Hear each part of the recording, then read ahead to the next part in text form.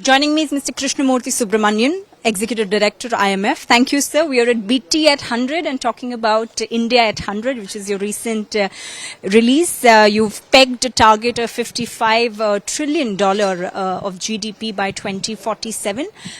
Do you see challenges on that way, especially in the geopolitical front? So let me give you the example of a couple of countries that grew similarly. Japan from 1970 to 1995 grew its GDP more than 25 times, from $215 billion to about $5.5 trillion. And China from 1996 to 2021 grew its GDP by about 22 times. Now, if you look at both these episodes, it wasn't necessarily a honeymoon period for them or for the economy itself. I mean, during the Japanese growth, there was the Vietnamese War, there was, the oil shock, and therefore the hyperinflation, the Volcker phenomenon.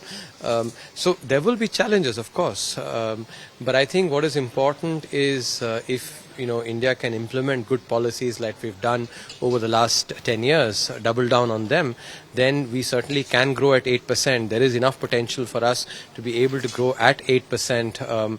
And thereby, if you do that, then we will be a $55 trillion economy by the time we turn 100. Great. And how do you see the role of jobs and employment playing in this to reach this GDP growth level, especially after all the budget announcements? I know it's been a stepping stone, but how far can we go? It's a very important aspect. In the economic strategy that I've laid down for India at 100, there are 4 pillars, of which this is one crucial pillar.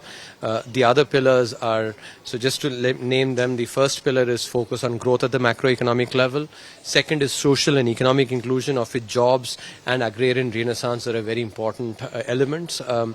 The third is wealth creation and ethical wealth creation, and fourth is virtuous cycle driven by private investment. So in this, the second pillar, as I said, is jobs are really critical, because jobs enable economic inclusion, but also crucially, they also further social inclusion.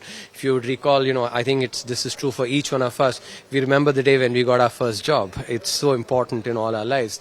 And so for our young population to be able to become socially and economically included, jobs are going to be really critical. And therefore, in the book, I devote an extensive amount of real estate in talking about jobs, and especially the manufacturing sector, because manufacturing sector growth is really critical for our youth to be able to get jobs, and jobs provide stable income, which also then further consumption, and at the same time, it's also important to understand that as our economy will grow, you will have a large middle class getting created, and this large middle class will demand all kinds of consumables, whether it's actually a television or a phone or a refrigerator, a car, etc. And if you don't manufacture them here in India, then they will have to be imported, which will have an impact on the trade deficit, the current account deficit, and the external sector. So for these reasons as well, the manufacturing sector growth is really critical. But from the perspective of of social and economic inclusion, jobs is important, and thereby manufacturing. Mr. Subramanian, you've also been the Chief Economic Advisor. I'm going to try and draw your comment on this. The current Eco survey talks about a different vision with the China +1 strategy. It somewhere echoes the voice that says it's important if India and China could get together in a way that, we don't just act as an alternative, but as a medium. Do you agree this collaboration with China? Overall, when we think about economics, I think economics also has to be thought within the space of the geopolitical landscape, and therefore this is an idea that needs to be thought through, and all the different aspects and the facets, I'm sure, will be considered. I would like to think that it is important for us to not only look at the economics, but also some of the geopolitical aspects in this when we think more about this. So would you agree that it's a long time for us to try and compete with China? See, the way I look at it, if we can grow at 8%, we will be an economy that is rubbing shoulders with the largest economies in the world by the time we are 100. So my emphasis would be that we put our heads down, implement good economic policies and grow at 8%. The rest of it will take care of itself. Great. One last question just on that. 8% growth, something that we're optimistic about, also about our future growth pertaining to what has come for the numbers for the last fiscal.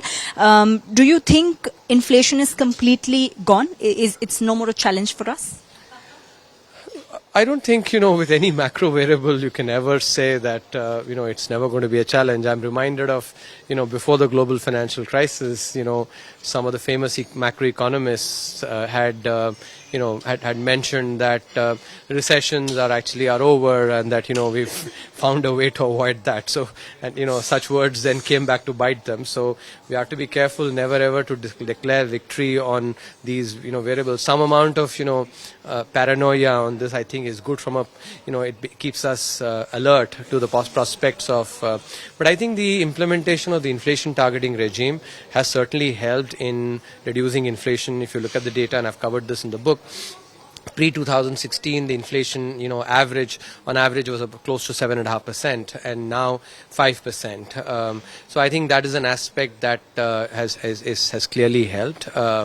And overall, I think, again, during the COVID period, the fact that fiscal policy was very responsible also helped in ensuring that, during a period where the rest of the world was having anywhere between 2.5 to 4 times historical average inflation, our inflation was less than historical average. So there's been a lot of good work that's been done on this, but I would always actually urge caution, on macroeconomic. I don't think we should drop our guard.